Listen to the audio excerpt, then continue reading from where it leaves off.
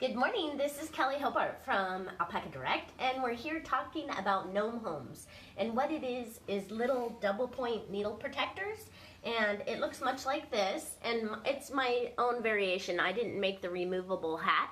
The pattern is from Tiny Owl Knits, and it is really cute little pattern.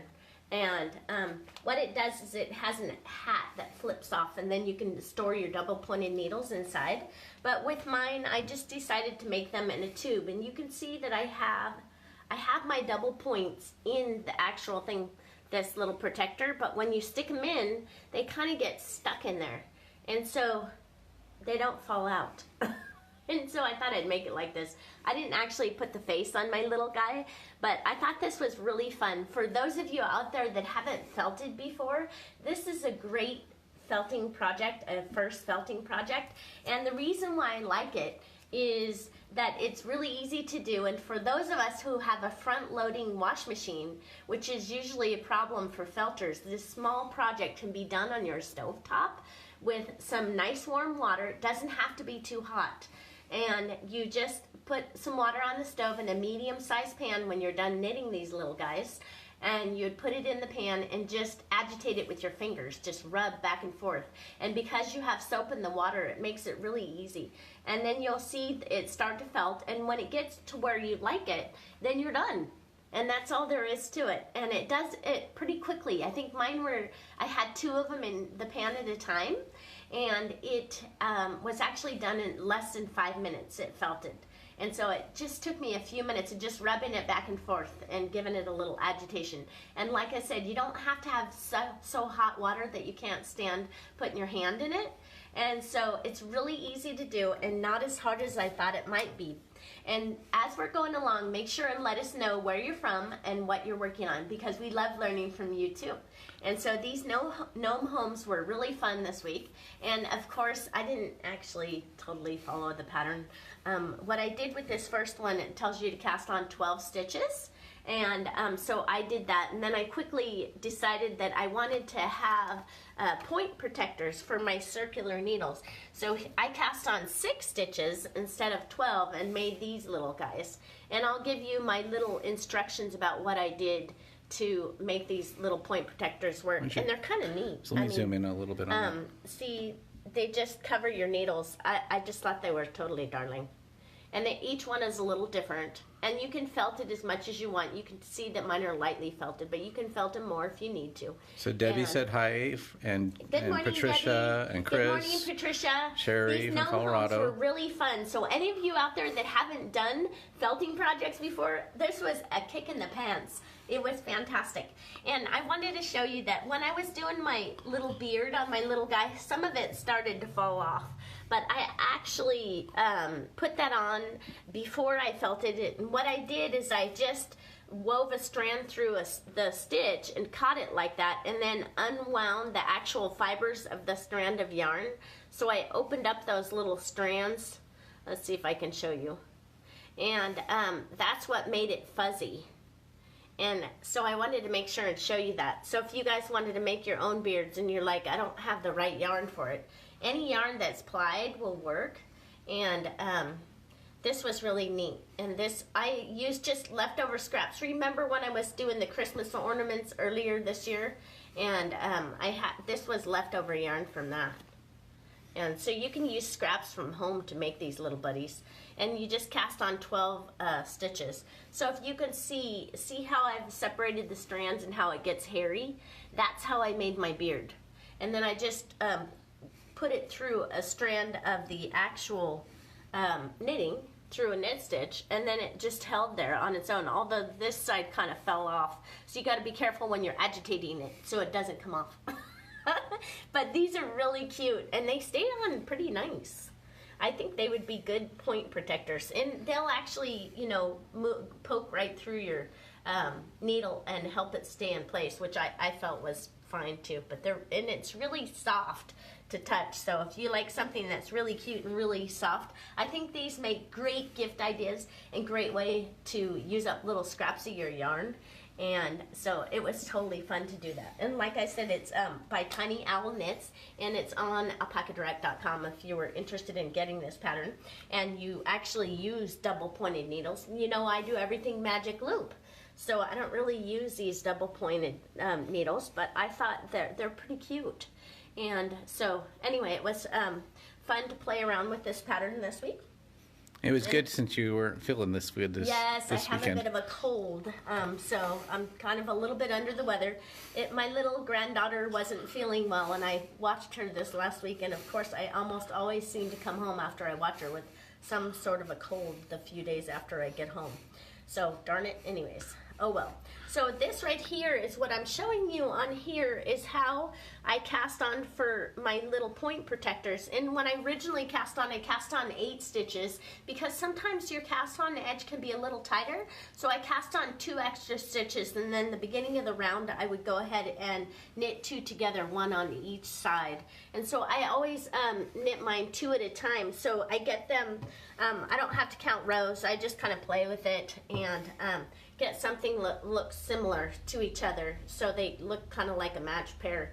And then they kind of felted differently. This one felted a little bit longer, but I did do them 2 at a time, so they were actually done at the same time. With What the yarn same were you amount of using? rows. It is a Ultra Alpaca Light, and this is going to be the prize for this week. It's Ultra Alpaca Light. And this, how you enter to win the contest is you post comments in the comment section, let us know what you're working on, and you'll be entered to win this lovely yarn, which is the prize for this week. And it felts really, really well. It's a 50-50 blend of Peruvian Highland wool and alpaca. So it has a nice halo to it, and it's super, super soft. Also this week, I was working on a couple of other things, of course. I wasn't just working on that. You know how I always demo yarns before I bring them into the shop. So I just wanted to mess around with our cotton yarns, and I was demoing this modern cotton from Barocco Ultra Alpaca. It's just Bronco. Excuse me, Barocco Yarn Company. Sorry, I always talk about the Ultra Alpaca, so... Anyways, this modern cotton is one of the yarns that I'm testing, and then I'm comparing it with our bamboo pop, which we already carry here at Alpaca Direct. And this is a 50-50 blend of bamboo and cotton. And then our lovely kabasi, and we don't have the DK in right now, but I'm considering bringing it in again. And so I wanted to compare it. And this is 55 cotton, 16 bamboo, 21 nylon, and 8 silk. And so this is a fantastic yarn. And so you can see that I've knit them here, and these are little leggings that I was making for Evie. And I did not use a pattern, but I'm using the Helix stripe method that I've talked about before with one of our skills that we've done. And I cast on 100 stitches because I found a pattern that was on Ravelry, and it recommended 100 stitches for the size that I wanted.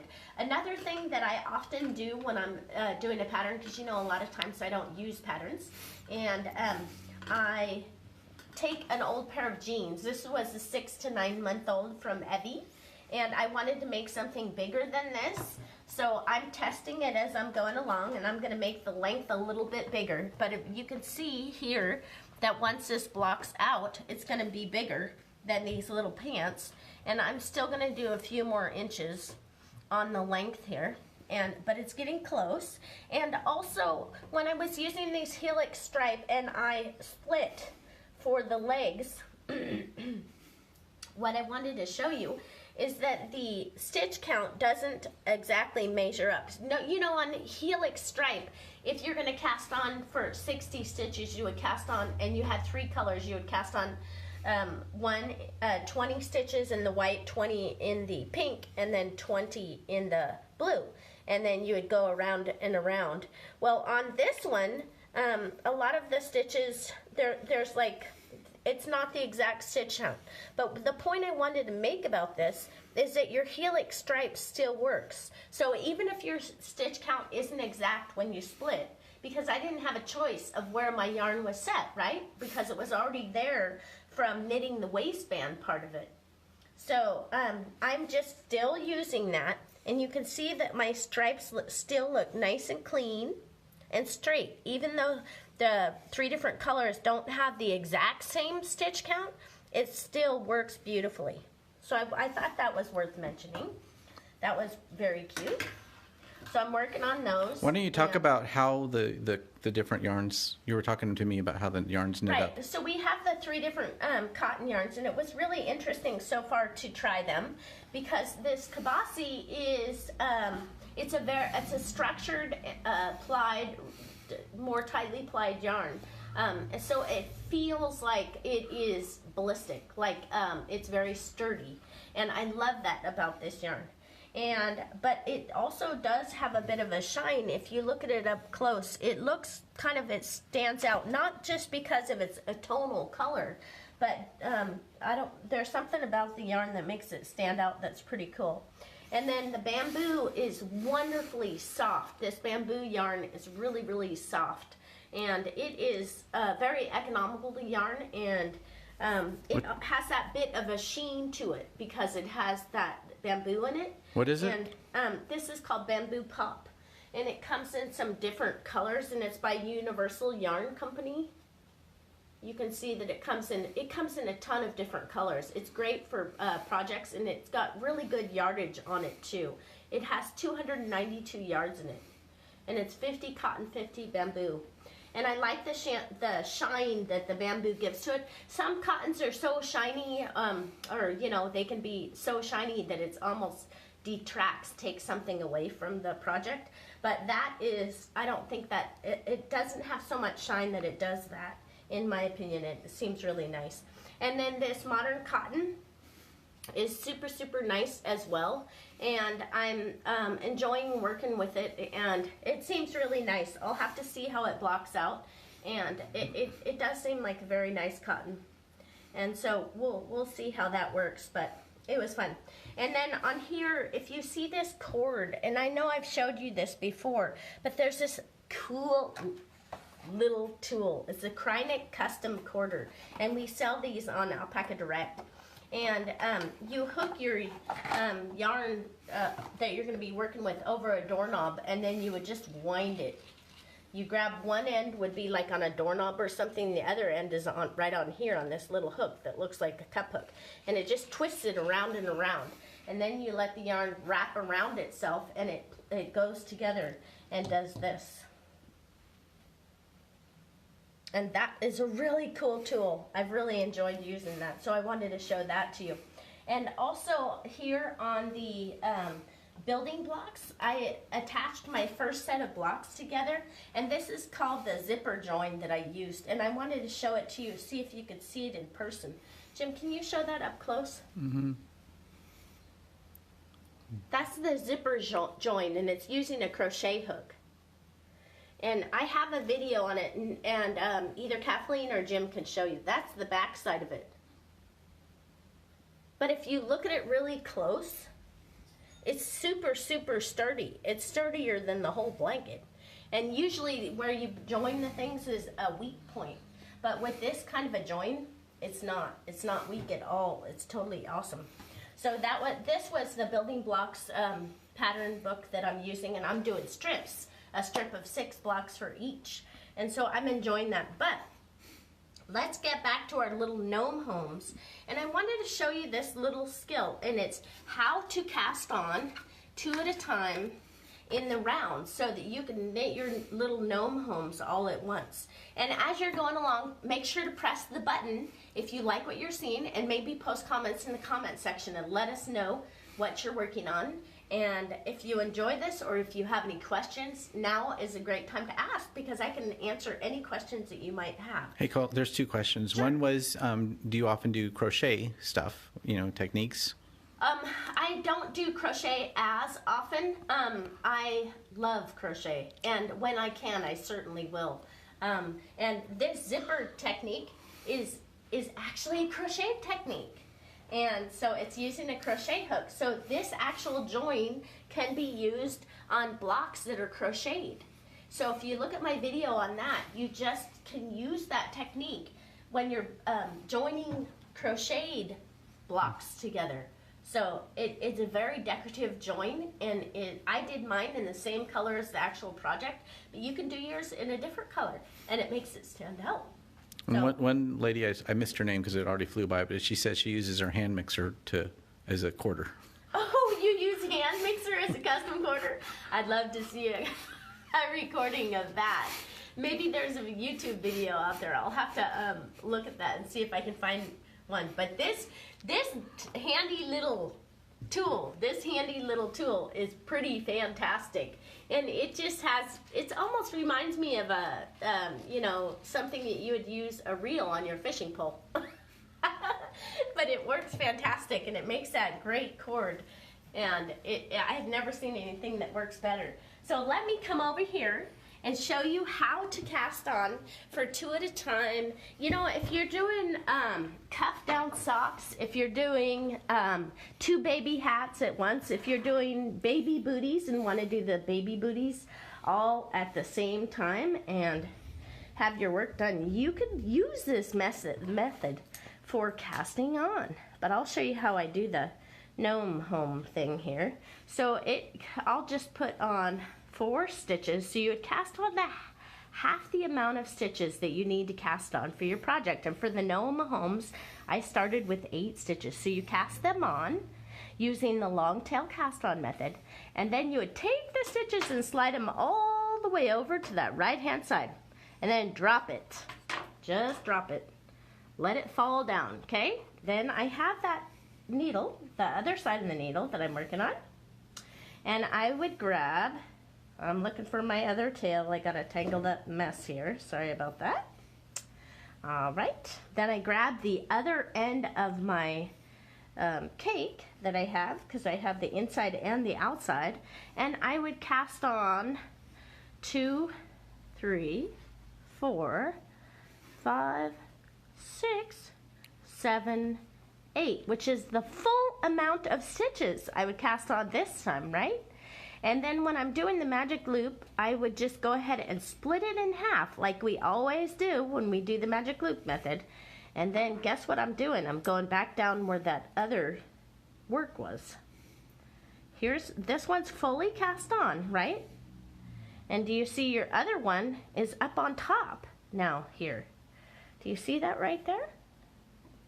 So we have it up on top, and all we have to do is cast on 4 more stitches on this other needle, and then we'll have the work for the one is right here, and it's completed. And then the cast on for this other side is right here. So I have my tail, and it's going toward my tummy, like I always tell our beginning students, and I'm going to do the long tail cast on. 1, and you got to snug that first stitch up so it doesn't look sloppy. 2, 3, and 4. There you go. I've cast on. So here's my working yarn. That would be the last stitch that was cast on. I would grab my working needle, which is my right hand needle, and you see that you have your stitches right here, and I would begin to knit. Right? So I'm starting. I've just knit 1/2 of my gnome home. And then I come down here to this other one, and you say, where is your working yarn? Oh, there it is. You don't knit with your tail. Knit with your working yarn. And put it into position, and you start knitting.